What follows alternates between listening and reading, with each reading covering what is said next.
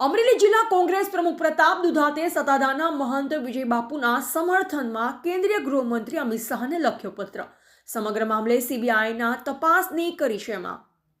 સૌરાષ્ટ્રના પ્રસિદ્ધ સત્તાધારની જગ્યાના વિવાદનો મામલો દિવસે ને દિવસે વધી રહ્યો છે।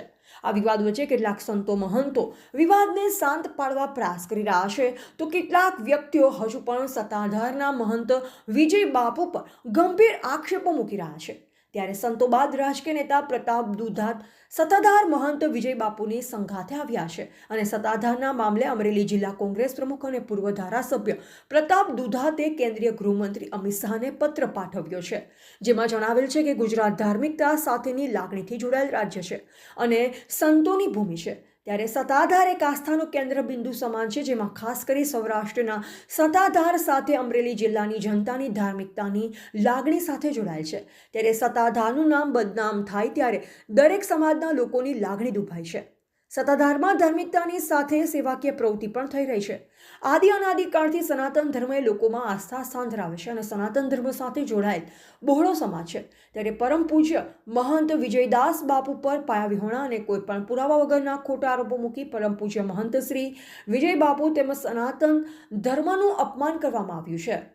ત્યારે આ સમગ્ર ઘટનાની સામે સીબીઆઈ તપાસ કરવામાં આવે અને વિજય બાપુ સામે ખોટા આરોપો મૂકનાર સામે કાયદાકીય કાર્યવાહી કરવામાં આવે તેની યોગ્ય તપાસ સીબીઆઈ દ્વારા કરવામાં આવે તેવું પ્રતાપ દુધાતે જણાવ્યું હતું।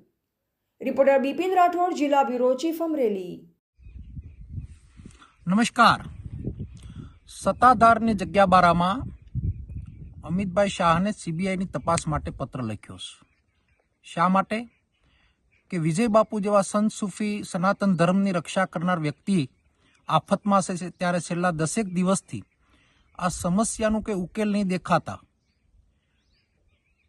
સરકારશ્રીને વિનંતી કરીશ કે પાયાવિહોણા આરોપ લગાવનાર વ્યક્તિ ઉપર કાયદેસરની કાર્યવાહી થાય અને સીબીઆઈ તપાસ થાય અને જે ધર્મપ્રેમી લોકો સત્તાધારની સાથે આસ્થાથી જોડાયેલા છે એ લોકોના શ્રદ્ધાના વિષય ઉપર કોઈ સંદેહ ઊભો ન થાય, ત્યારે તાત્કાલિક ધોરણે સીબીઆઈ તપાસ થાય અને સીબીઆઈ તપાસથી આરોપ લગાવનાર વ્યક્તિને પૂછપરછ થાય। આની પાછળ સંસ્થાને હડપ કરનાર વ્યક્તિ કોણ છે એને બહાર લાવી અને કડક કાર્યવાહી કરવામાં આવે એવી લાગણી વ્યક્ત કરું છું।